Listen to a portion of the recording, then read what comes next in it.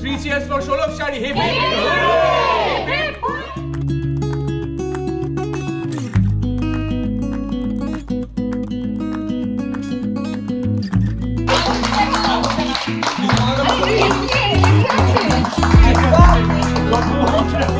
আমার ঠিক পাশেই রয়েছে আমার বাবা আদিত্যরাজ মুখার্জি, কৌশিকদা, আমার মা প্রিয়দর্শিনী মুখার্জি, আমার বউ ষোলো মুখার্জি, আমার ছোট বউ বলছি আমার শালি। খুব ভালো, খুব এক্সাইটেড। 100 পর্ব এরকম মানে এই জাস্ট চলে গেল আর কি। খুব ভালো লাগছে, খুব এক্সাইটেড। আমরা আরো চাই যেন এরকম আরো 100 এই উইকেটে আমি আসছো অন স্ক্রিন কেমন কাটছে না অন স্ক্রিন? হ্যাঁ, দেখতে পাচ্ছ তো মারপিট আরো বেড়ে গেছে। মারপিট ঝগড়াঝাটি সব মিশে ভালোই চলছে। আর অফ স্ক্রিন বন্ডিং সবার সাথে? হ্যাঁ, সবাইকে জিজ্ঞেস করতে পারো, সবার সঙ্গে খুব ভালো সম্পর্ক হয়েছে। খুব মজা করে আমরা একসঙ্গে সবাই কাজ করি, খুব ভালো চলছে সব। আজকে দাদার সঙ্গে কথা হলো? দাদা কি বললো? হ্যাঁ, সকালে কথা হয়েছে একটু, বাট মানে তেমন এখনো কথা হয়নি। আমার এক্সাম ছিল, আমি একটু আগে জাস্ট ফিরেছি। দর্শকদের কি বলবে?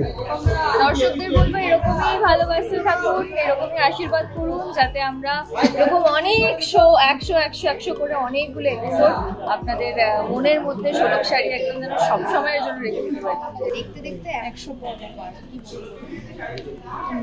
আলাদা জার্নি কমপ্লিট করলাম বলতে পারো। এখনো অনেকটা জার্নি চলা বাকি আছে।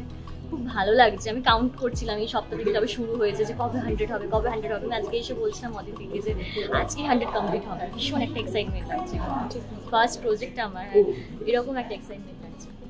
এবং আজকে বিয়েও বটে, কি বলবেন? আজকে খুব সুন্দর একটা এপিসোড শুরু হতে চলেছে। খুব ভালো একটা এপিসোড আসছে, টান টান একটা পর্ব আছে, অনেক টুইস্ট আসছে, মানে অনেক রকমভাবে একটা টান টান পর্ব আছে। তার জন্য দেখতে হবে ষোলক শাড়ি।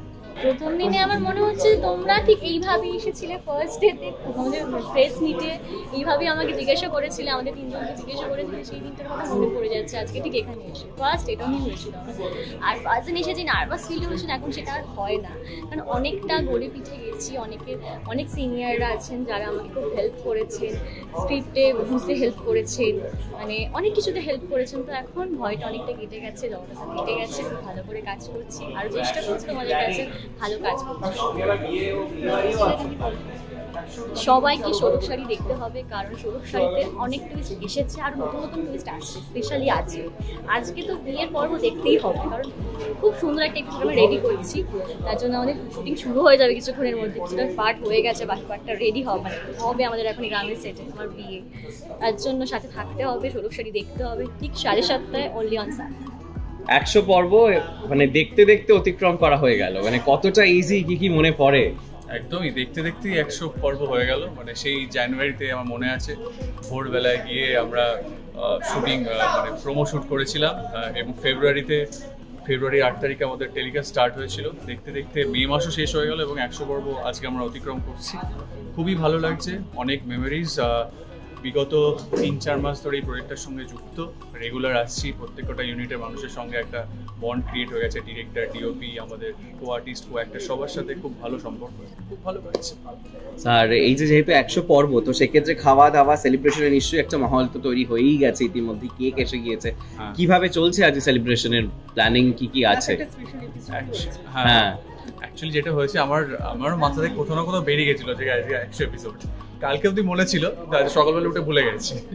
তখন বাইরেই বসেছিলাম, এই সব তোমরা আসলে আমি আজকে তো 100 এপিসোড না। তারপরে দেখলাম আমাদের সব চ্যানেলের মানুষজন, ইপি আসলো, অনিরুদ্ধ আসলো, আমাদের প্রোডাকশন থেকে কেক আসলো, চ্যানেল থেকে কেক আসলো। হ্যাঁ, 100 এপিসোড হচ্ছে ফাইনালি।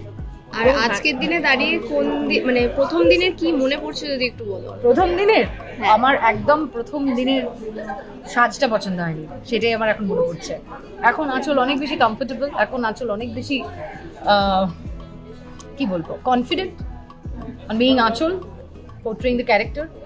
সো প্রথম দিনে সবাইকে, আর সব থেকে বড় কথা যে এই দুটি মেয়ে আমাদের এখানে নতুন, ষোলক এবং শাড়িতে, কখনো আমিও ছিলাম সবার মাঝখানে একদম মানে নতুন একটি মেয়ে।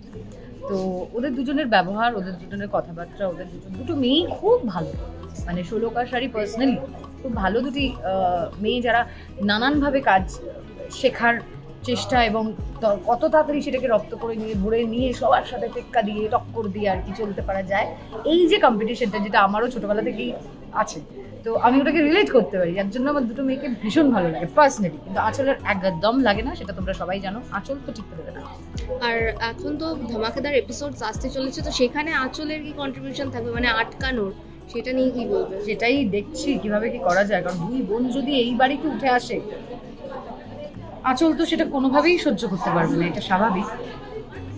কিভাবে জব্দ করব সেটা এখন অবধি আমার মাথার মধ্যে, আমার মাথায় না, লেখকের মাথার মধ্যে প্ল্যানিং আছে। উনি তাড়াতাড়ি যেভাবে বলবেন আমি সেইভাবেই কাজ করব। আঁচল কি গদি হারাচ্ছে নিজে?